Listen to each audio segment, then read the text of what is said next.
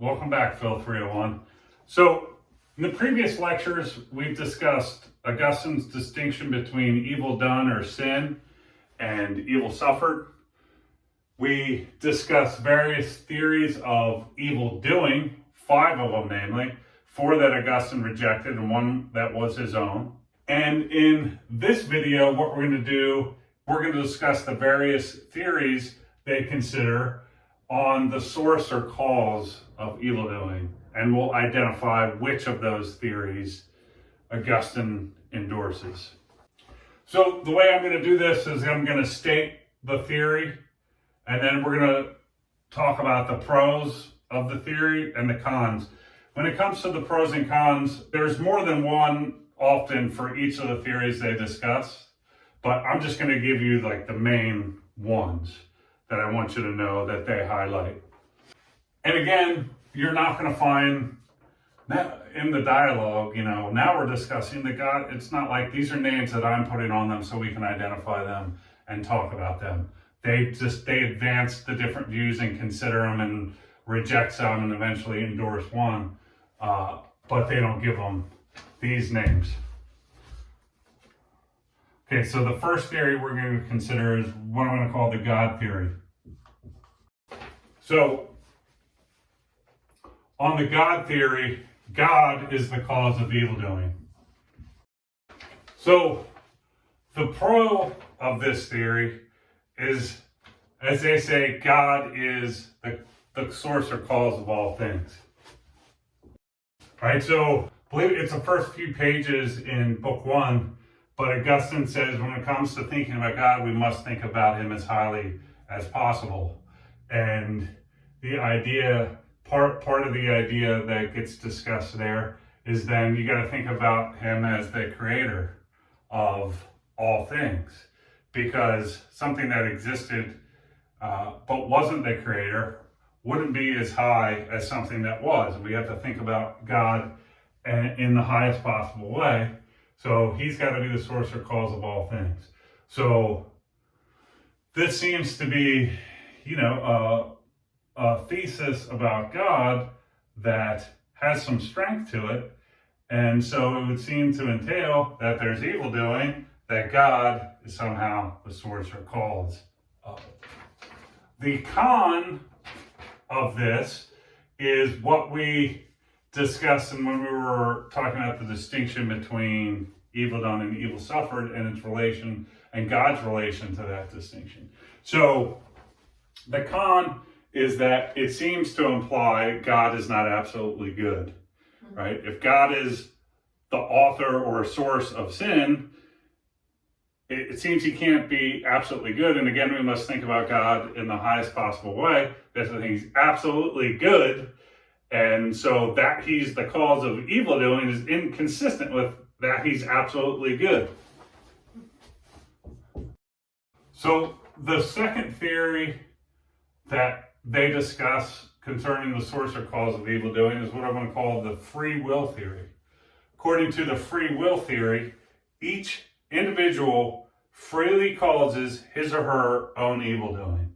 So on this view, the source or cause of evil doing is the individual's own choice to do evil.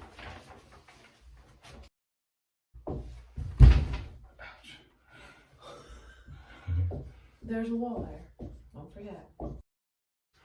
So this is on pages 1 and 27. This theory is discussed.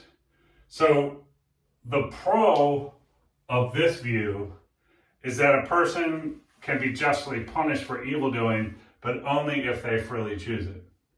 And we think that there is such a thing as just punishment, right? So it must be the case then that they've freely chosen to do it. Otherwise, you couldn't justly punish someone. So, if a mad scientist planted a chip in someone's head and was controlling them to have them do a bunch of evil deeds, you couldn't justly punish that person because the evil doings that were committed were not freely chosen, right? The person did not will those things.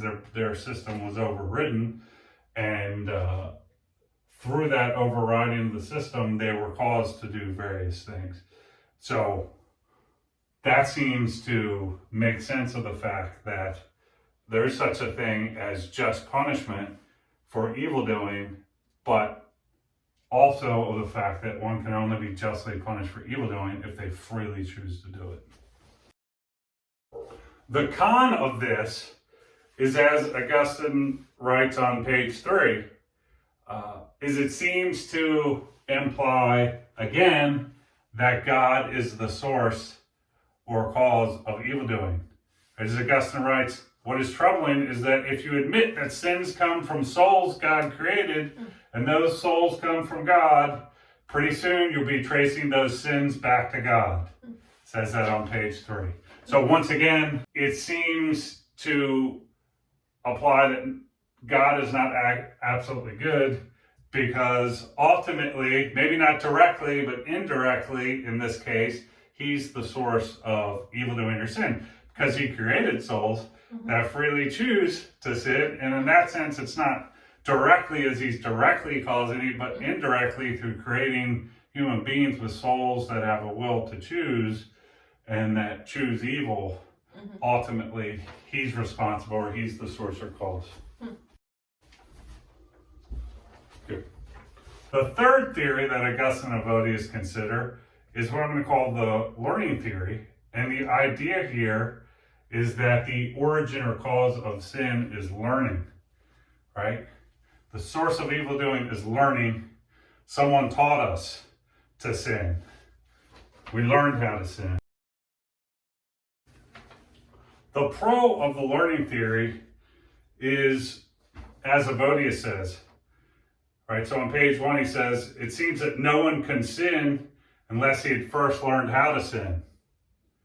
And if that is the case, I must ask, from whom did we learn to sin? And it may be that Augustine or Evodius has in mind the serpent of Genesis, or the devil somehow as the ultimate teacher of sin. That doesn't explicitly get said, but perhaps that could be the real teacher of sin, if there is a teacher, ultimate teacher. The con or problem for the learning theory, as Augustine says, even if people were taught sin, it's still freely done.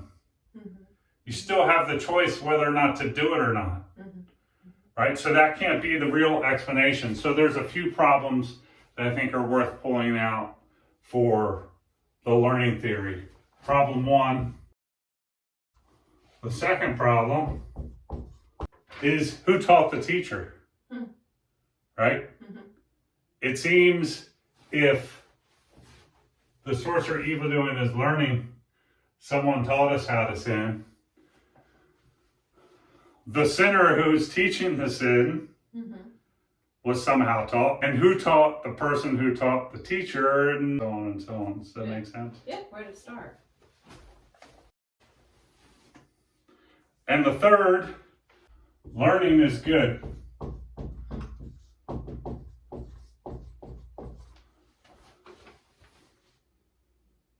So are we to believe that evil doing is caused by something good? Are we to believe that sin is caused by something good? The fourth theory that they discuss is what I call the inordinate desire theory of the source or cause of evil doing. So don't get confused. There was the inordinate desire theory of evil doing, in the sense of a theory that attempt to express or state the nature of what evil doing was. And then there's the inordinate desire theory of the source or cause of evil doing. The inordinate desire theory of the source or cause of evil doing says that the source or cause of any sin is an inordinate desire. And remember, an inordinate desire is a bad or a lowly desire. It's a desire for something other than one of the higher goods. So it's a desire for reputation, bodily pleasure, wealth, beauty, some type of material, worldly thing. So The pros. The evidence for the inordinate desire theory seems to come from examples. What compels the adulterer to be unfaithful? An inordinate desire, whether it's for pleasure, comfort, whatever it is. The con of the inordinate desire theory was also what is listed as a con of the learning theory, or similar to that. So even if inordinate desires compel people to sin, the people still freely choose whether to follow them or not. So IDs can't be the real source or cause of evil doing or sin, right? Inordinate desires may compel or kind of push someone towards sinning. You got a desire, it could be hard to resist, but you still have a will, and you can choose to resist it or not and give into it. So, given that we have free will, inordinate desires may be behind lots of acts of sin, but they are not the real cause of sin. The real cause of sin is the will that says, yep, I'm going to follow and satisfy that desire. So in this video, we've asked the question with Augustine, what is the source or cause of evil doing? And we've considered 4 theories that are advanced in Book 1 of Free Choice of the Will as an answer to what the source or cause of evil doing is. The first was the God theory. The second was the free will theory. The third is the learning theory. And the fourth, the inordinate desire theory. Augustine and Evodius, the theory that they endorse was the second one that we considered, the free will theory, right? So in their view, free will is the source or cause of evil doing, right? So a brief recap.